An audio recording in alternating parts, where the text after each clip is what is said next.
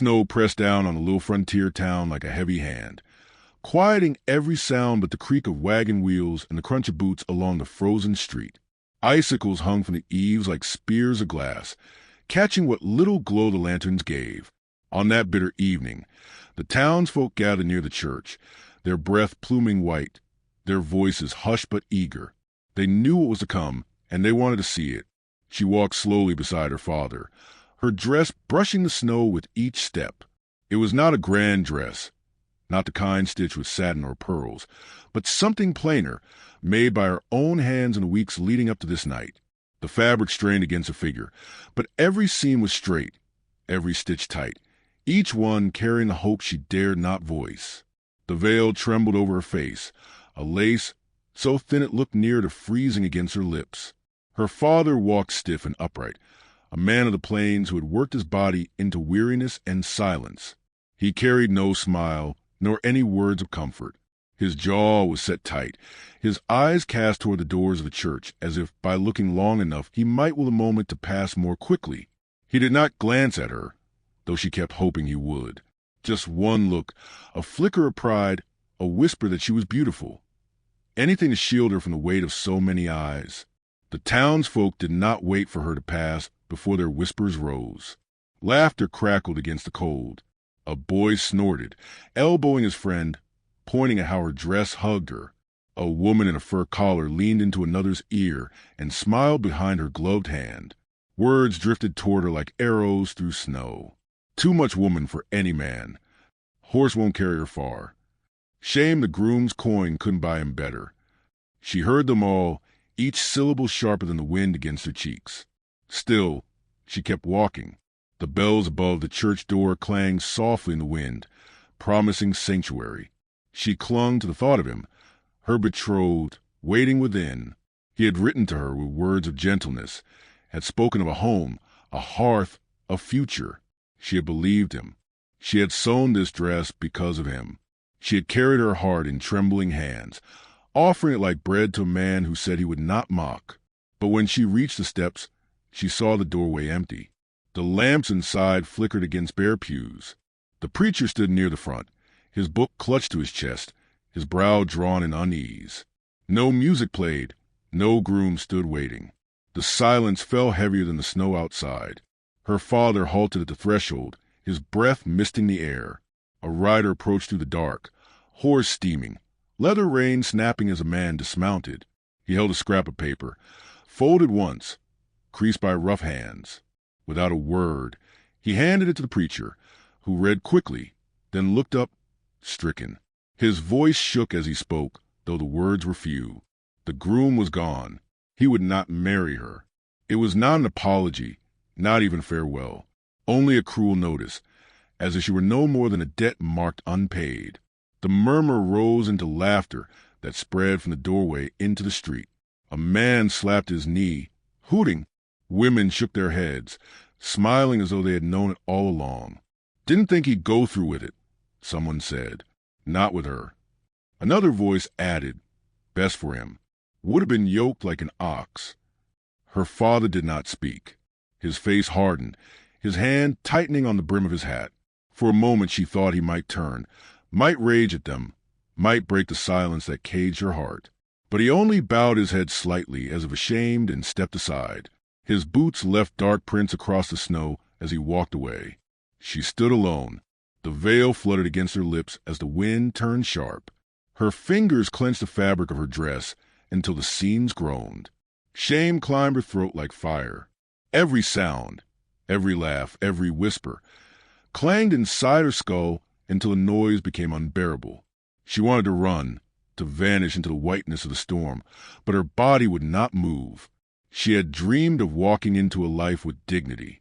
Instead, she found herself walking out of one with ridicule pressed against her back. At last her feet stirred, slow and heavy, each step sinking into the snow. She did not look at them, not one face, not one set of smirking eyes. The veil caught on the rough wood of the steps, tearing slightly as she descended, but she let it trail. The church bells rang once in the wind, hollow and mocking, their echo fading into the night.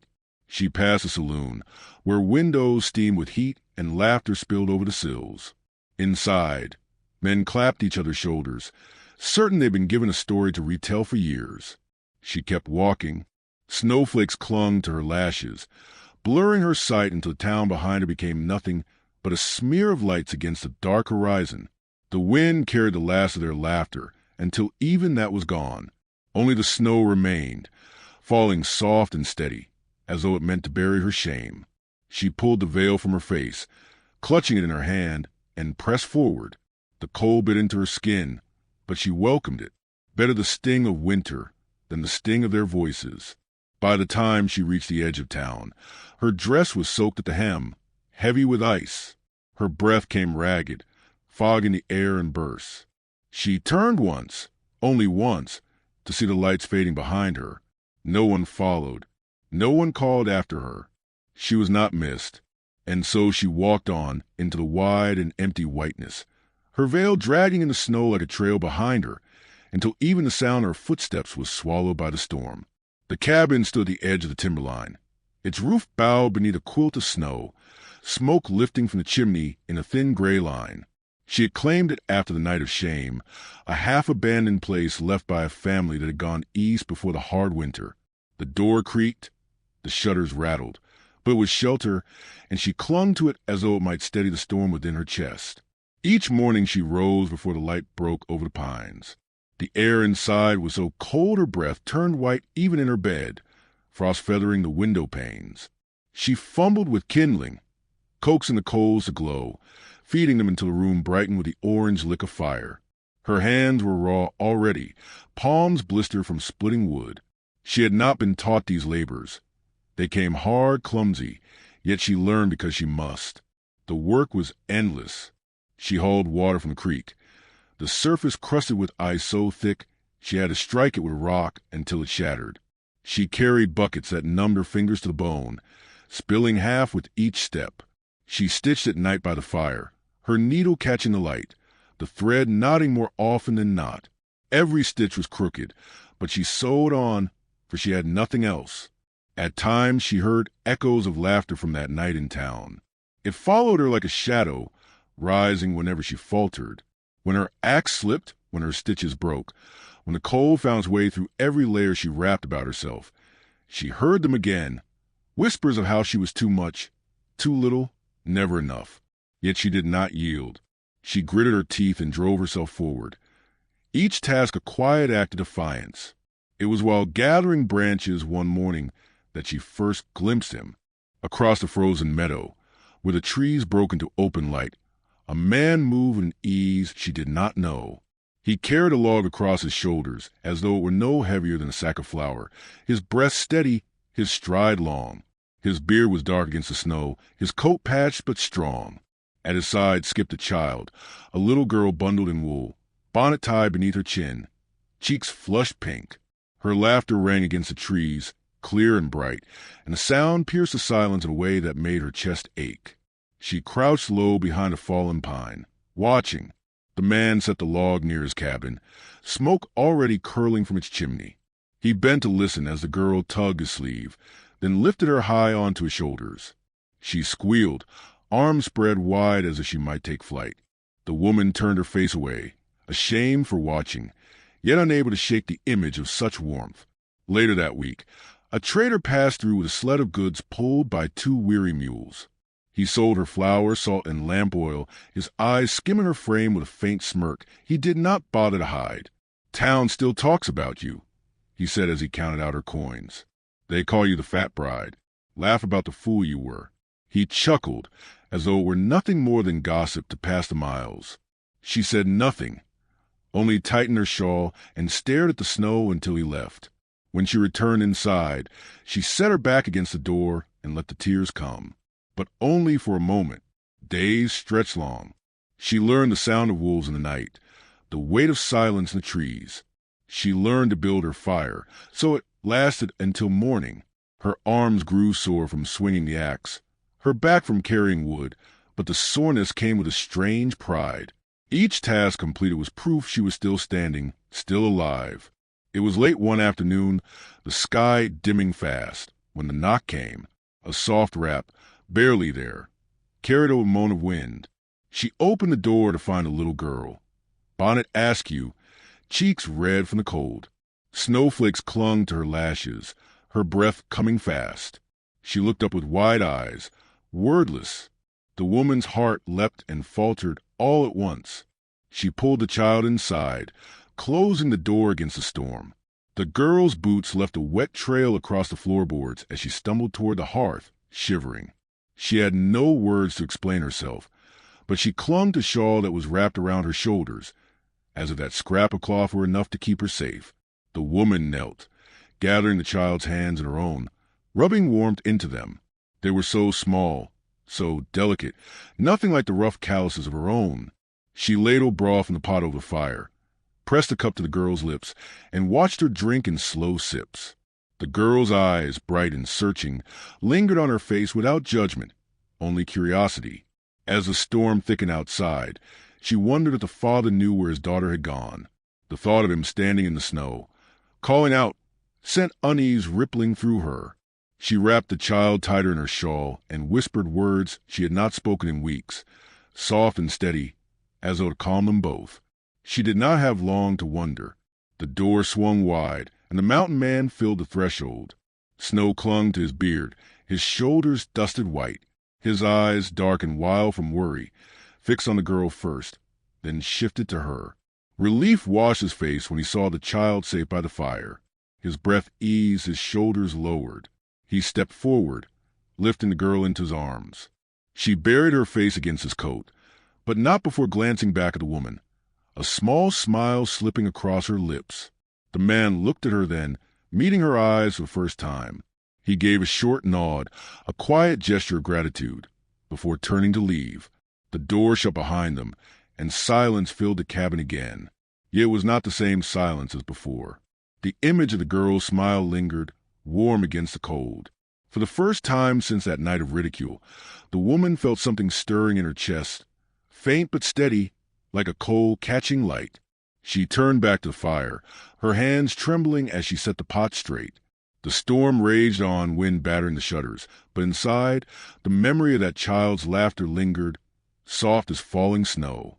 The child returned with the dawn. Snow lay soft upon the ground, muffling the sound of her steps. But the knock was certain, 3 quick taps that carried through the cabin's timbers.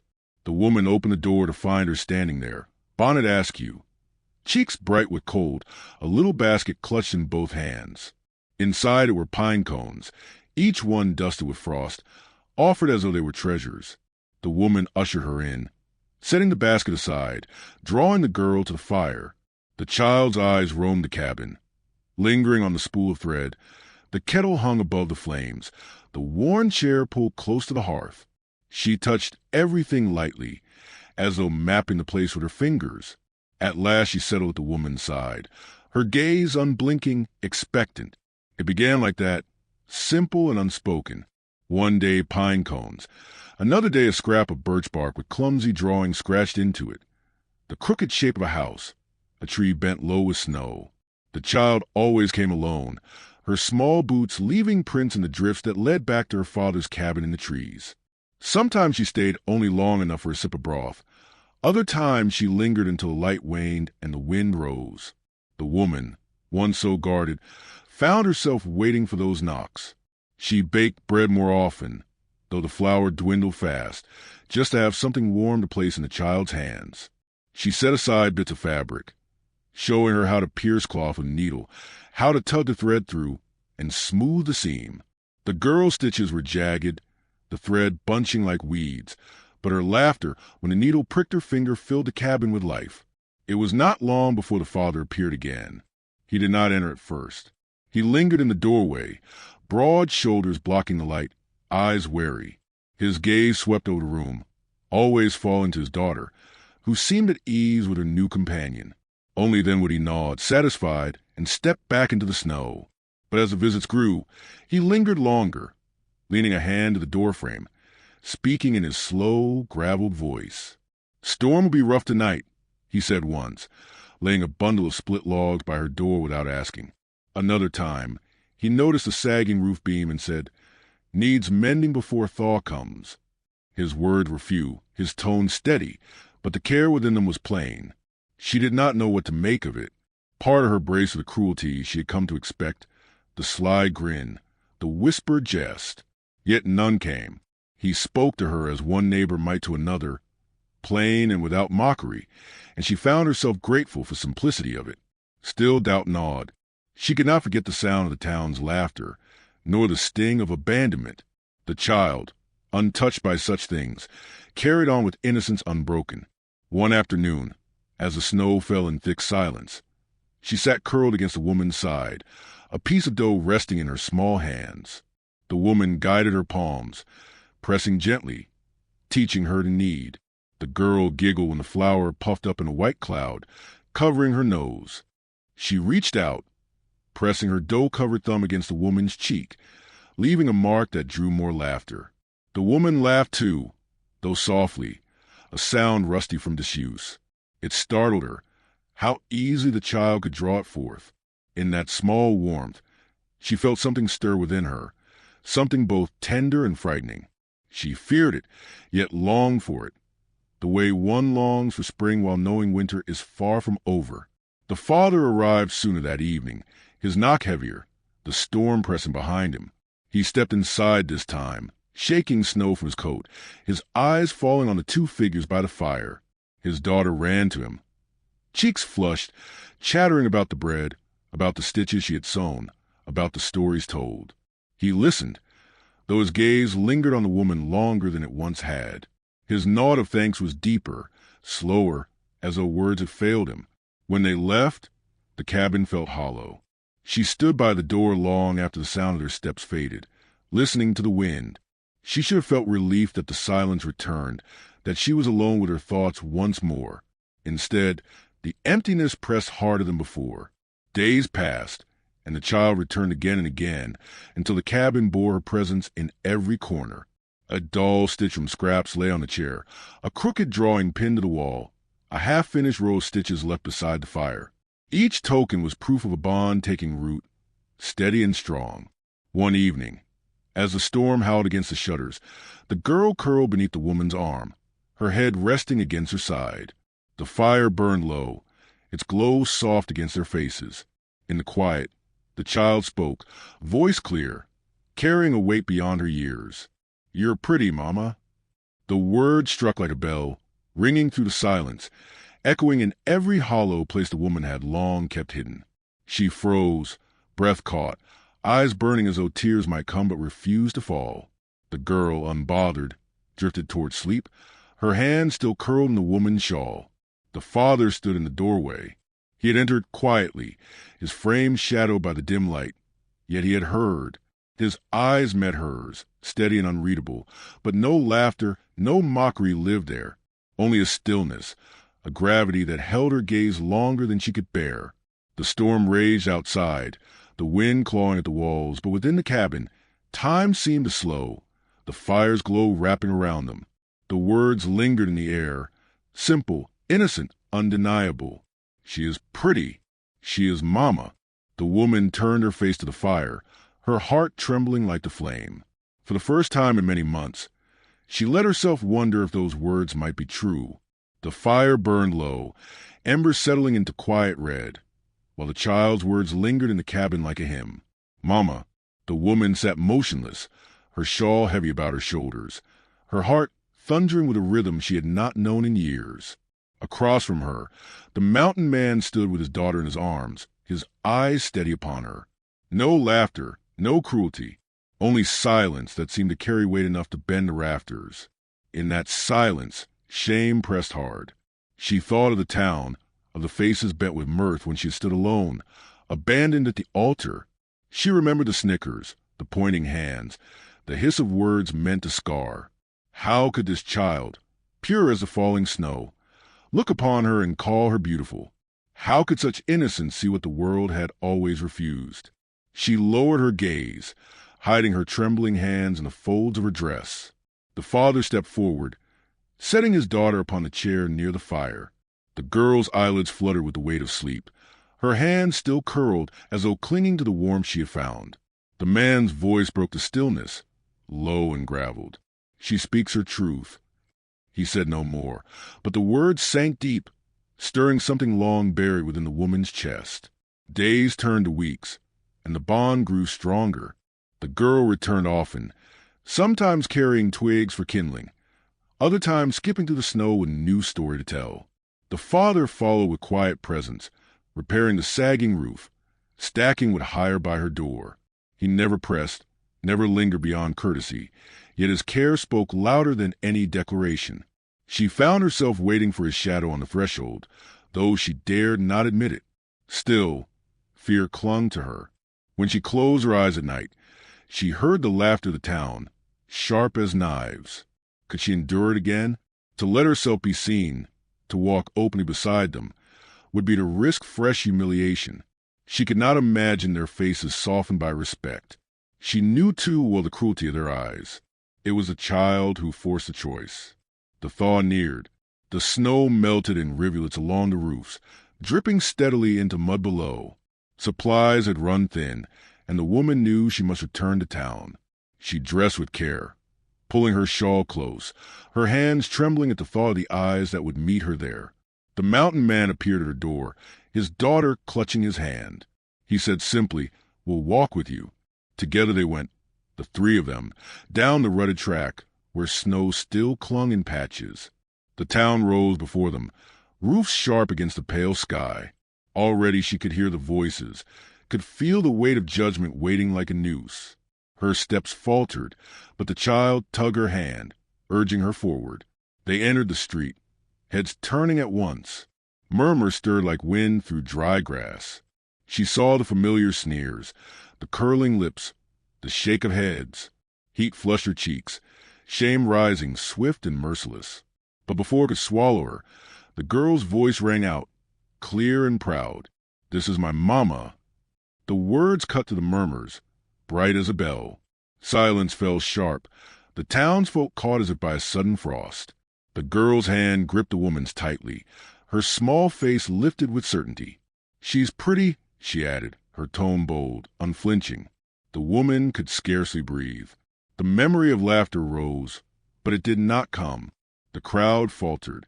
Men who had once jeered looked away, shifting uneasily.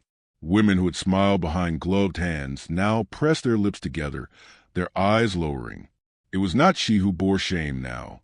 It was them. Her heart steadied. For the first time since that cursed night, she lifted her chin. She let the cold air wash her face, let her eyes meet theirs without flinching. She did not speak, but her silence spoke enough. The father stood at her side, his presence unyielding. He did not touch her, did not need to. His shadow alone was shield enough. The girl clung tighter, her small voice echoing still in every ear. "Mama, pretty," words no one could undo. They finished their errand in quiet. No one dared mock. The townsfolk watched as she walked away, dignity in each step, her shawl trailing soft as snow behind her. At the edge of town, she drew a breath so deep it seemed to scrape clean the ache inside her. Back at the cabin, the child laughed as though nothing had changed, yet everything had. The woman moved through her home with new eyes. The crooked stitches, the blisters on her hands, the rough logs stacked high. Each was proof of survival, proof she had worth, no matter what the world had claimed.